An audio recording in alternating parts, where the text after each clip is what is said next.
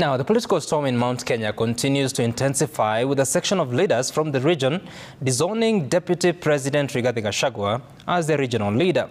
Instead, the group, calling itself Mt Kenya Parliamentary Forum, have declared their loyalty to the Interior Cabinet Secretary, Professor Kithure Kindiki, as their preferred Supremo in the region. A statement backed by 48 members of parliament, 35 of whom were present in a meeting held in Nyahururu, say they were tired of what they termed as political bickering, which they say was threatening to stall development within the region.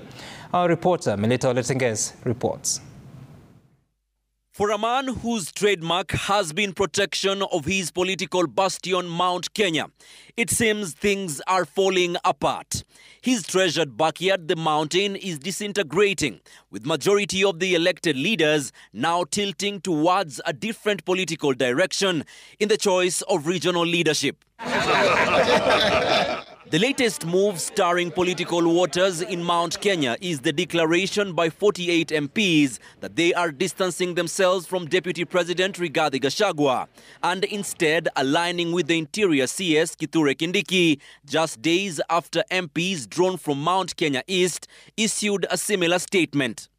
To the national government to be the Cabinet Secretary for Interior and National Administration, Professor Kithure Kindiki, whose responsibilities in the executive includes the coordination of national government functions across the country. In their statement, the members of parliament went ahead to elaborate the reasons for their sudden shift. The statement reading in part, "Unfortunately, our efforts to consolidate the developmental needs of the people we represent and canvass for their realization have been frustrated by the lack of a focal point of reference." Mt Kenya region has suffered high-octane politics around fathom unity to support individual and personal ambition rather than articulation, pursuit and lobbying of the interests of our constituents. Our attempts to call the region to the orderly prioritization of the development needs of the people has been frustrated by condescending threats of dire political consequences unless we support certain personal interests and ambitions.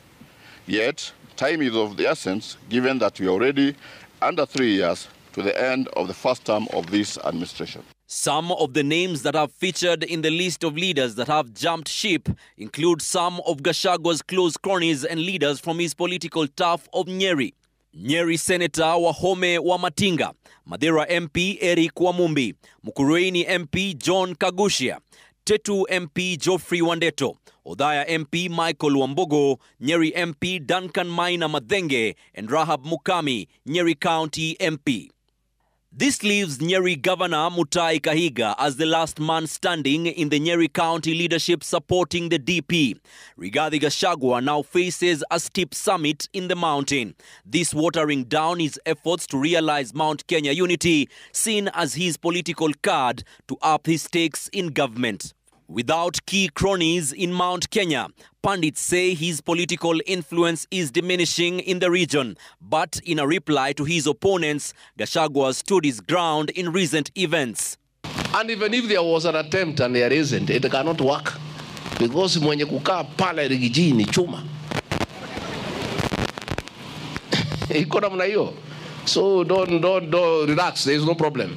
Undertones of a plot to impeach the DP have resurfaced, and as he faces a raging tempest home and away, Gachagua is holding his political cards close to his chest. Melita Oletenges, Citizen TV.